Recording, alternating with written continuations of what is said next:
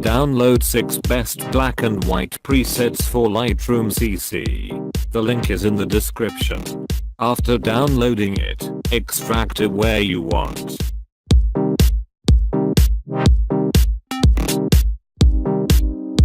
Now click on the plus button, and then import presets. Select all the files in the extracted folder and click import.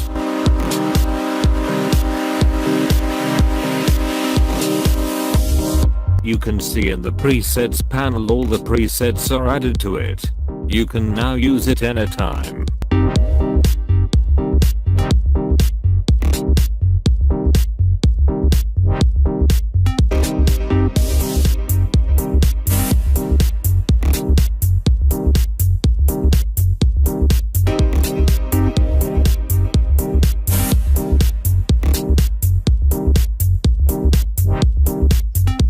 If you find it useful, please like the video and subscribe to our channel to watch useful videos daily.